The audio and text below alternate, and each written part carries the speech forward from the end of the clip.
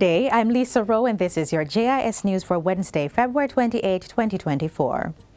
The Electoral Office of Jamaica, EOJs, is finalizing the count of ballots from Monday's local government election. Up to news time, the EOJ had revealed the final results from 56 of the 228 electoral divisions that were contested. The results are from divisions in all parishes except Kingston and reveals the Jamaica Labour Party winning 31 to the People's National Party's 25 council seats. Director of Elections Glaspole Brown says the results will continue to be released to the public as soon as they come in. Counting is in progress at 63 centres across Jamaica. Preliminary results had the Jamaica Labour Party coming ahead in sufficient divisions to win 7 of the municipal corporations, with the People's National Party taking 4 and a tie in 2. Preliminary voter turnout for the local government elections was 29.6%. Local innovators will soon benefit from the establishment of a technology commercialization sub-office that will offer assistance in getting their products on the market.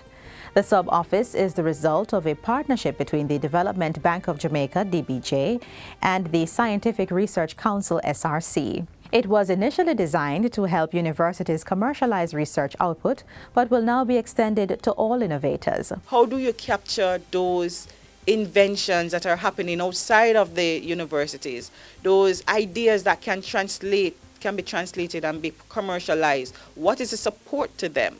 So SRC being included in the development or establishment of a technology commercialization sub-office was key in accepting and acknowledging that innovation is happening not just within our universities but in the wider society, and creating that support system that is essential to help get those ideas, those would-be innovative products, into the marketplace. The SRC's executive director says that in addition to providing a support system to innovators, the sub-office will lend support to the National Innovation Competition to be held in November. The office will be established at the Council's Hope Gardens complex in Kingston. Meanwhile, support is on its way for the young entrepreneurs of Papine High School in St. Andrew following their call for approval of their personal care products. The team of students, Akeem Thompson, Migoo Spencer and Alex Ricketts, and chemistry teacher Kenisha Warren Sterling from the school's Agriculture and Science Department, recently gained national attention for their cosmetic products. The items were part of the school's exhibition at the Forum for Innovations in Teaching held in January. Executive Director of the SRC, Dr. Shara Watson, says she had an opportunity to try one of their cucumber-based products upon meeting the team, and it is up to par with those on the market. Dr. Watson says she was inspired by the boys and will be lobbying partners to aid in the realization of their products being commercialized. We also ensure that they understood what commercialization could mean and could look like for them. So that is something that they're working through. We definitely will connect them with our partners. JBDC, JIPO are 2 partners that we encourage them to seek audience with, and we'll be supporting them in making those connections. Dr. Watson was speaking at a recent JIS think tank. Government is allocating more than $359 million in the new fiscal year to support further investment and the growth of the global services sector, GSS. The money will fund the GSS project, focusing on the higher value-added segment, providing better skilled workers and increasing Jamaica's capacity to attract foreign direct investments and increased exports. Among the anticipated physical targets in the 2024-2025 fiscal year is the build-out of space for the Portmore Incubator to support the Technology Innovation District. Capacity building of firms participating in the district will also be done.